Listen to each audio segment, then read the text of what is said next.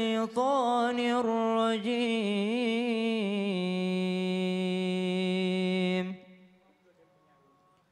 بسم الله الرحمن الرحيم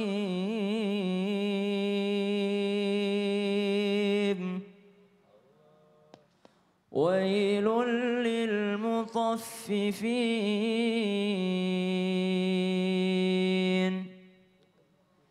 الذين إذا اكتالوا على الناس يستوفون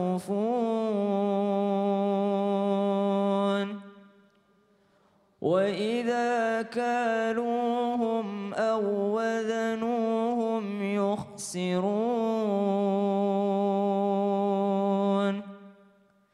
ألا يظن أولئك أنهم مبعوثون ليوم عظيم يوم يقوم الناس لرب العالمين.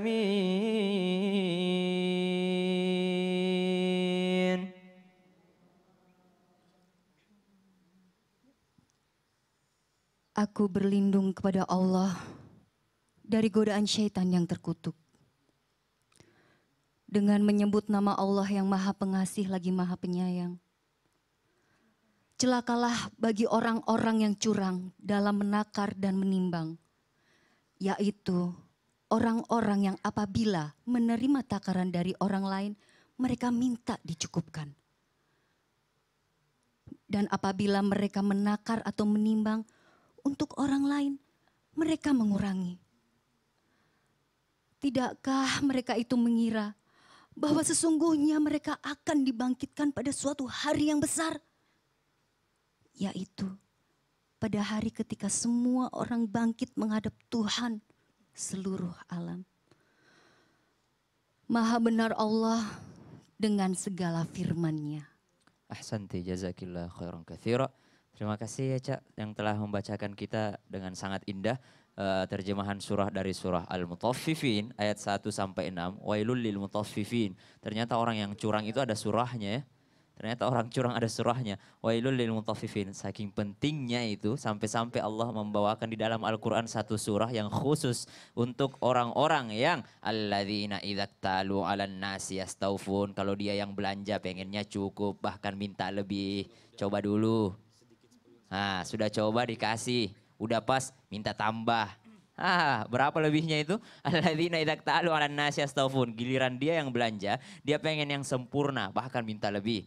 Alladzina idza talu 'alan nasi yastaufun wa idza kaluhum aw wazanuhum yukhsirun. Tapi kalau dia yang menjual, dia yang ingin memberi, itu dikurangin. Dikurangin. Pernah lihat literan Bu yang ditumbuk naik atau ada di atasnya itu biasa jual literan? Itu dikurangin timbangannya.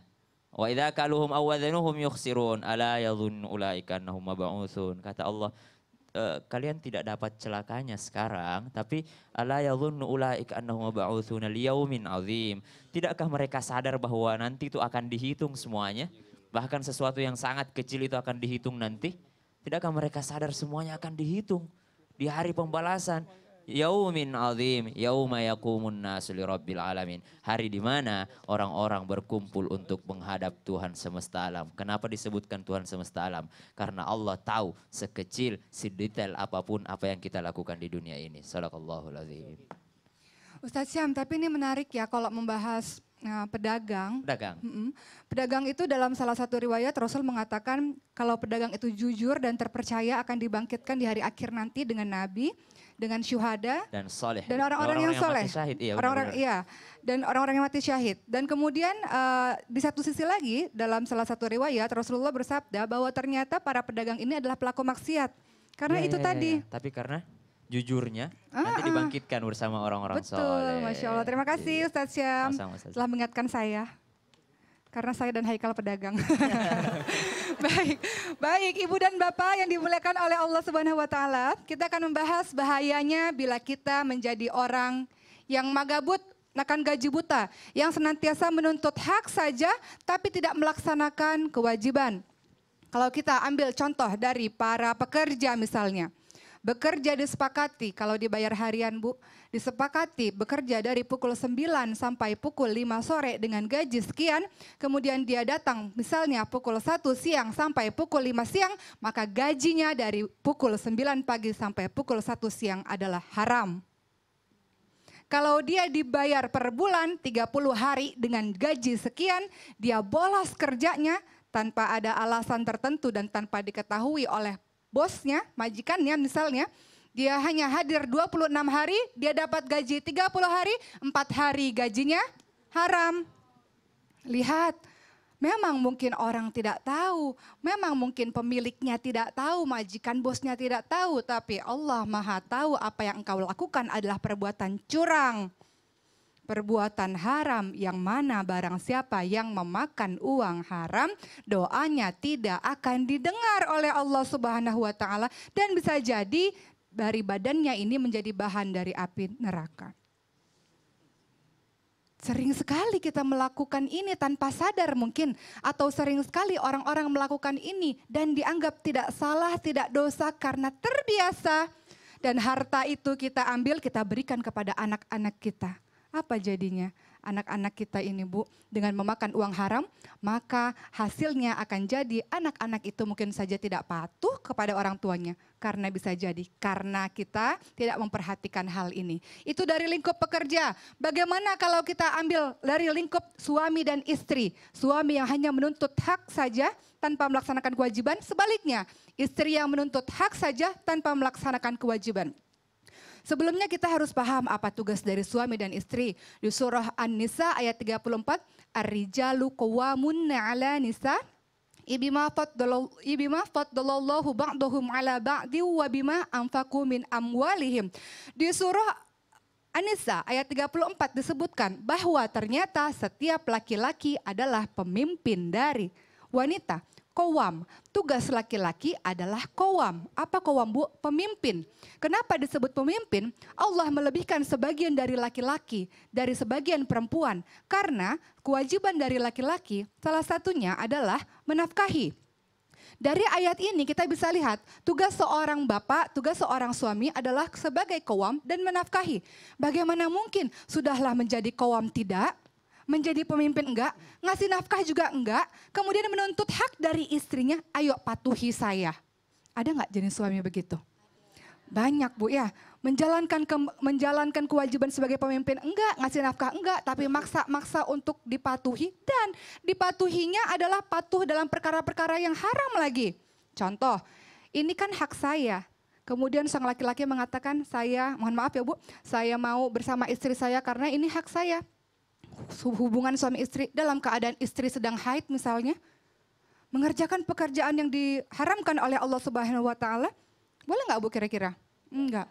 Begitu pula sebaliknya istri. Apa tugas dari seorang istri? Ayat tersebut dilanjutkan dengan kalimat fassolihatu qanitatun hafizatul lil ghaibi bima hafizallah. Wanita yang solihah adalah wanita yang taat kepada Allah dan kemudian yang memelihara dirinya ketika suaminya tidak ada. Sebab itu Allah memelihara mereka. Maka lihat, ternyata tugas dari seorang istri adalah patuh pada suaminya, betul, dengan dasar patuh kepada Allah Subhanahu wa taala dan menjaga kehormatan dirinya, memelihara dirinya ketika suaminya tidak ada. Seorang istri mengatakan, hak saya adalah untuk mendapatkan nafkah darimu wahai suami. Tapi kemudian dia tidak menjalankan kewajibannya sebagai seorang istri dengan baik. Istri yang nusyus, istri yang durhaka, istri yang tidak patuh dan benci pada suaminya, pergi keluar rumah tanpa izin dari suaminya, melakukan perkara-perkara yang dibenci suaminya. Kemudian dia menuntut hak, mana nafkah saya? Kan kamu suami, nafkahin saya dong. Padahal dia istri yang nusyus. Menuntut hak tanpa menjalankan kewajiban. Suami nggak perlu ngasih nafkah pada istri yang nusyus. Oh itu nggak usah. Kecuali istri tersebut kembali taat lagi kepadanya. Oh. Dan perlu diingatkan. Apa tuh Pak Ustaz? Kepada semua istri. Jangan pernah tinggalkan rumah. Kapan wanita meninggalkan rumah ketika ada terjadi pertengkaran? Maka tidak ada hak untukmu atas rumah itu. Nauzubillah. Jadi kalau apapun yang terjadi, pegang itu kursi. Duduk sama kita. Ibu-ibu pada ketawa di belakang. Seneng banget Lagi ibu ya. ngambek. Ya, Bu, kamar jangan aja. tinggalin rumah ya bu ya kalau lagi berantem sama Jangan. suami. Kapan Jangan. wanita berantem sama suami lantas Ah. diambil barang tinggalkan rumah, tidak ada haknya lagi. Nauzubillah, wanita itu. cuma nauzubillah. Padahal yang rumah itu miliknya dia. Betul. Dari tadi Haikal bisik-bisikin saya, dia mau nanya, boleh nggak Pak Ustadz, Ustadz Oki? Boleh nggak? Silakan Haikal, kita kasih kesempatan. Nah ini sebenarnya menarik sih. Kalau misalnya konteksnya pernikahan memang aku kan belum kesana gitu. Betul. Kan namanya harus Akan, mateng. calon. Oh calon, enggak ya belum lah. Cuman yang mau kutanyakan tadi dengan konteks makan gaji buta itu sebenarnya. Sekarang ini kan banyak banget tren kerja tidak dari kantor. Atau kerjanya tuh waktunya sangat fleksibel, bisa kerja di rumah. Akhirnya kadang-kadang kita tuh suka bingung, areanya abu-abu tuh banyak. Ini sebenarnya gue dihitungnya kerja atau enggak ya. Cuman kita tuh kadang-kadang cuman punya target A, B, C, D, F, G. Tapi waktu kerjanya tuh nggak ada sebenarnya. Nah sebenarnya ini untuk supaya kita aman dan tidak termasuk kategori makan gaji buta akhirnya jadi uang haram, itu seperti apa ya? Bedakan antara tugas dan tanggung jawab. Tugas dan tanggung jawab tidak sama. Betul. Tugasnya apa? Tanggung jawabnya apa? Betul. Ada namanya job. Job desk. Apa Yes. Job desk. Ya itu. Nah tulisannya. Job Ada desk. bahagian-bahagian tersendiri. Dan kamu harus bertanggung jawab. Pokoknya ini harus kelar, selesai. Terserah targetnya gimana. Ya. Nah, ini tanggung jawabmu. Walaupun anak buahmu yang menyelesaikan, tapi kamu yang tanggung jawab. Itu namanya harus diatur di situ. Tugas dan ingat ya, ada 3 tahap manusia dalam hal melakukan tanggung jawabnya. Ya. Kan bisa turun begitu Pak Ustadz. Kan lagi naik. Oh iya benar. Yang pertama, Iya. ada hanya melaksanakan kewajiban saja. Tapi belum merasakan. Merasa wajib atau butuh. Makanya jadikan kebutuhan. Kita yang butuh kerjaan. Kalau orang sudah berkata, saya butuh kerjaan, pasti dia akan jaga kerjaan itu dengan baik. Oke? Oke Haikal. Apalagi kalau sudah menikmatinya. Masya Allah. Jadi kalau masalah-masalah kayak gitu tuh tergantung kesepakatan di awal juga. Kalau emang kesepakatannya seperti itu ya halal. Kalau kesepakatannya tidak seperti itu ya nggak boleh. Oh, jadi Kan tergantung gitu. akadnya seperti apa ya? Akadnya seperti Akadnya. apa, Ini kurang lebih ada seperti itu. kadang kecurangan seperti ini. Dalam memberikan akad atau dalam memberikan perjanjian itu biasanya kontraknya tebel banget. Nah. Tebel banget. Jadi sang calon pekerja itu tidak membaca semuanya gitu loh. Nah ini bahaya juga, bisa termasuk curang juga. Makanya disebutkan la ta'kulu amwalakum bainakum bil batili illa an takuna tijarah. Kecuali dengan kesepakatan sebelumnya. Betul. Masya Allah jelas Haikal ya. Jelas. Terima kasih, banyak tepuk tangan dong buat Haikal Bu. Ah nih luar biasa nih. Emang kelihatannya tuh simple, magabut, makan gaji buta. Ternyata dampaknya, imbasnya tuh luar biasa. Nauzubillah summa nauzubillah. Kita akan bahas lebih jauh lagi. Buat jamaah yang di rumah jangan kemana-mana, tetap di Islam itu Indah. Jamaah! Oh jamaah! Alhamdulillah.